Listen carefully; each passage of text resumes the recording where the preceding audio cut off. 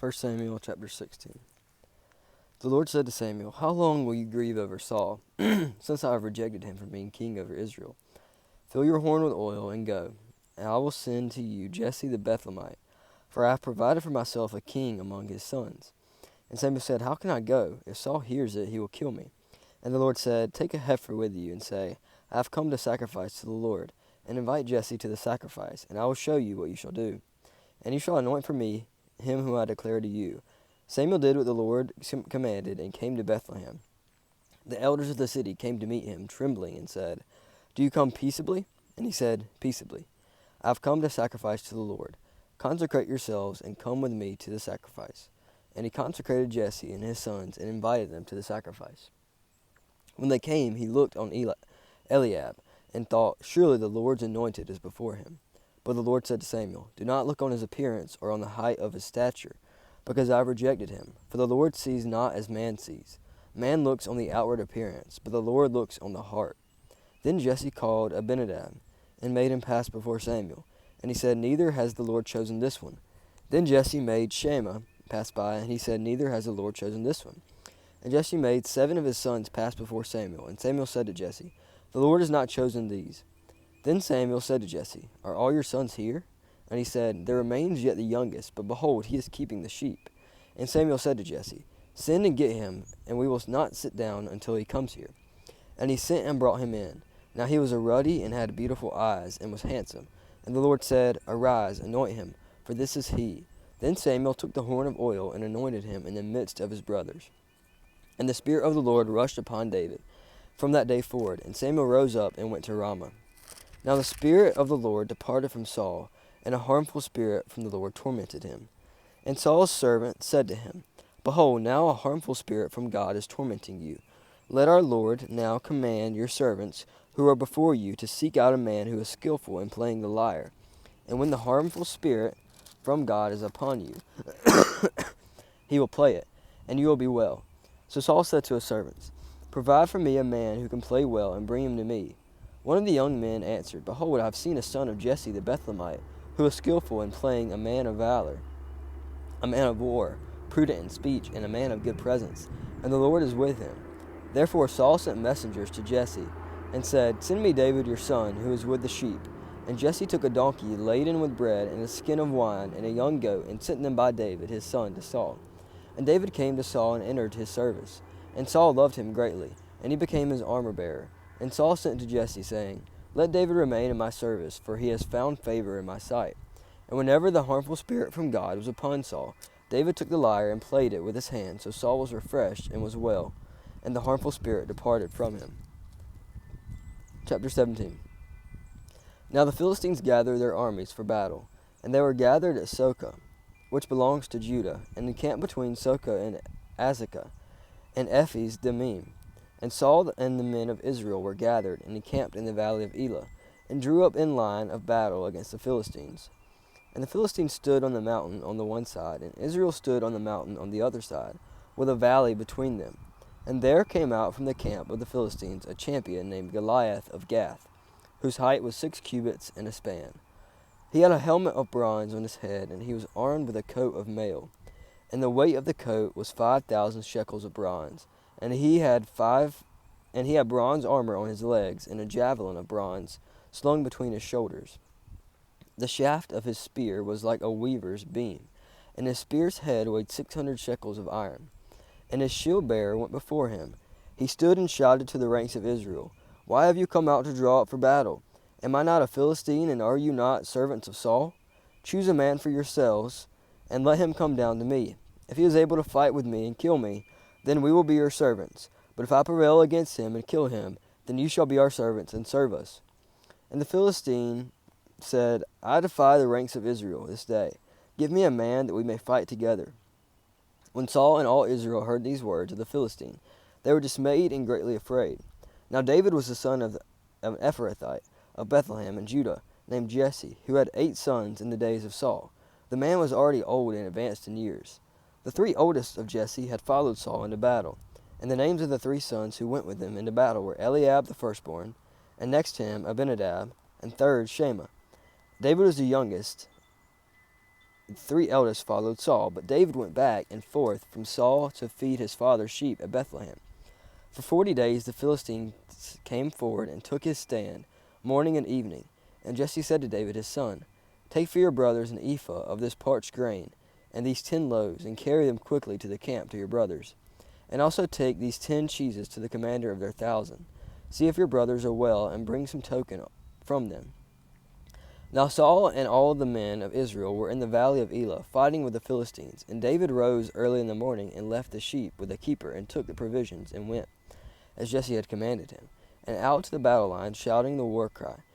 And he came to the encampment as the host was going out to the battle line, shouting the war cry. And Israel and the Philistines drew up for battle, army against army.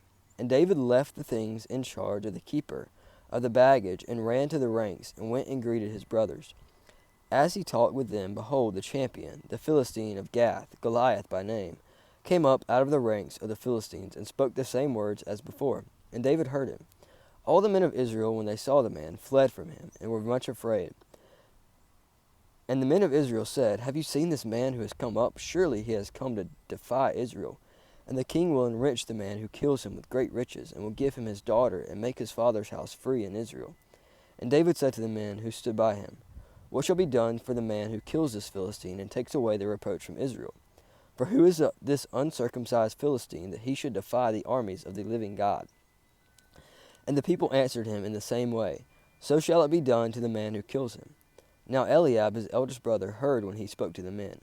And Eliab's anger was kindled against David, and he said, Why have you come down? And with whom have you left those few sheep in the wilderness? I know your presumption and the evil of your heart, for you have come down to see the battle. And David said, What have I done now? Was it not but a word? And as he turned away from him toward another, and spoke in the same way, and the people answered him again as before. When the words that David spoke were heard, they repeated them before Saul, and he sent all for him. And David said to Saul, Let no man's heart fail because of him. Your servant will go and fight with this Philistine. And Saul said to David, You are not able to go against this Philistine to fight with him, for you are but a youth, and he has been a man of war from his youth. But David said to Saul, Your servant used to keep sheep for his father, and when there came a lion or a bear, and took a lamb from the flock, I went after him, and struck him, and delivered it out of his mouth. And if he arose against me, I caught him by his beard, and struck him, and killed him. Your servant has struck down both lions and bears, and this uncircumcised Philistine shall be like one of them, for he has defied the armies of the living God. And David said, The Lord who delivered me from the paw of a lion, and from the paw of a bear, will deliver me from the hand of this Philistine. And Saul said to David, Go, and the Lord be with you. Then Saul clothed David with his armor, and put a helmet of bronze on his head, and clothed him with a coat of mail. And David strapped his sword over his armor, and he tried in vain to go, for he had not tested them. Then David said to Saul, I cannot go with these, for I have not tested them. So David put them off. Then he took his staff in his hand, and chose 5 smooth stones from the brook, and put them in his shepherd's pouch. His sling was in his hand, and he approached the Philistine. And the Philistine moved forward, and came near to David, with a shield bearer in front of him. He disdained him, for he was but a youth, ruddy and handsome in appearance. And the Philistine said to David, Am I a dog that you come to me with sticks? And the Philistine cursed David by his gods.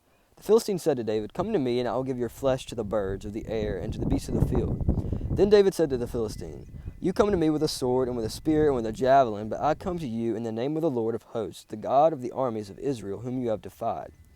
This day the Lord will deliver you into my hand, and I will strike you down and cut off your head. And I will give the dead bodies of the host of the Philistines this day to the birds of the air and to the wild beasts of the earth, that all the earth may know that there is a God in Israel, and that all this assembly may know that the Lord saves, not with the sword and spear, for the battle is the Lord's, and he will give it into our hand. When the Philistine arose and came and drew near to meet David, David ran quickly toward the battle line to meet the Philistine. And David put his hand in his bag, and took out a stone, and slung it, and struck the Philistine on his forehead. The stone sank into his forehead, and he fell on his face to the ground. So David prevailed over the Philistine with a sling and with a stone, and struck the Philistine, and killed him. There was no sword in the hand of David. Then David ran and stood over the Philistine, and took his sword, and drew it out of its sheath, and killed him, and cut off his head with it. When the Philistines saw that their champion was dead, they fled. And the men of Israel and Judah rose with a shout and pursued the Philistines as far as Gath and the gates of Ekron, so that the wounded Philistines fell on the way from Shaaraim as far as Gath and Ekron. And the people of Israel came back from chasing the Philistines, and they plundered their camp. And David took the head of the Philistine and brought it to Jerusalem, but he put his armor in his tent. As soon as Saul saw David go out against the Philistine, he said to Abner, the commander of the army, "Abner, whose son is this youth?" And Abner said, "As your soul lives, O king, I do not know." And the king said, "Inquire whose son the boy is."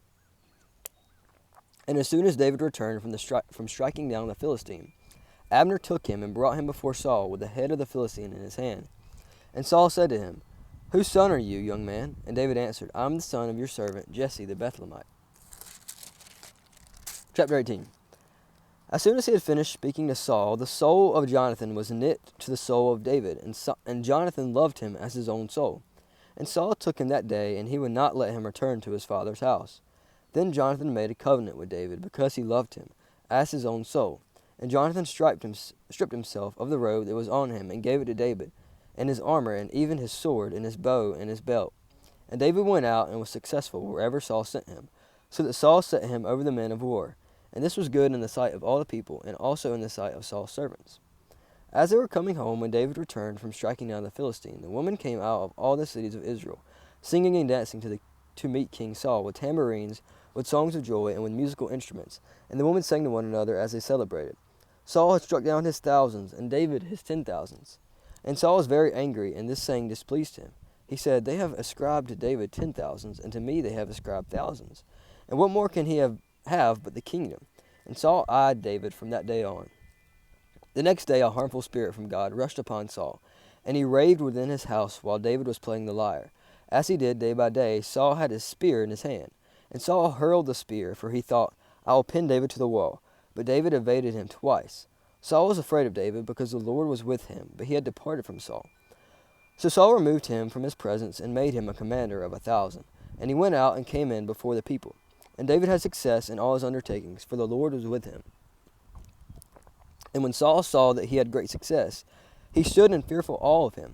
But all Israel and Judah loved David, for he went out and came in before them. Then Saul said to David, "Here is my elder daughter Merab. I will give her to you for a wife. Only be valiant for me, and fight the Lord's battles." For Saul thought, "Let not my hand be against him, but let the hand of the Philistines be against him." And David said to Saul, "Who am I, and who are my relatives, my father's clan in Israel, that I should be son-in-law to the king?" But at the time when Merab, Saul's daughter, should have been given to David, she was given to Adriel the Mehothite for a wife.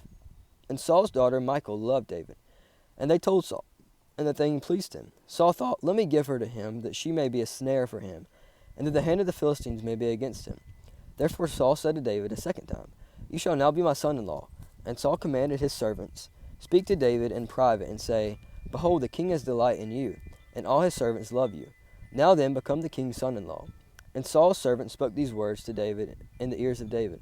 And David said, "Does it seem to you a little thing to me to become the king's son-in-law, since I am a poor man and have no reputation?" And the servants of Saul told him, "Thus and so did David speak." And Saul said, "Thus shall you say to David, The king desires no bride price except 100 foreskins of the Philistines, that he may be avenged of the king's enemies." Now Saul thought to make David fall by the hand of the Philistines. And when his servants told David these words, it pleased David well to be the king's son-in-law. Before the time had expired, David arose and went along with his men, and killed 200 of the Philistines. And David brought their foreskins, which were given in full number to the kings, that he might become the king's son-in-law. And Saul gave him his daughter Michal, and the Lord was with David, and that Michal, Saul's daughter, loved him. Saul was even more afraid of David, so Saul was David's enemy continually. Then the commanders of the Philistines came out to battle, and as often as they came out, David had more success than all the servants of Saul, so that his name was highly esteemed.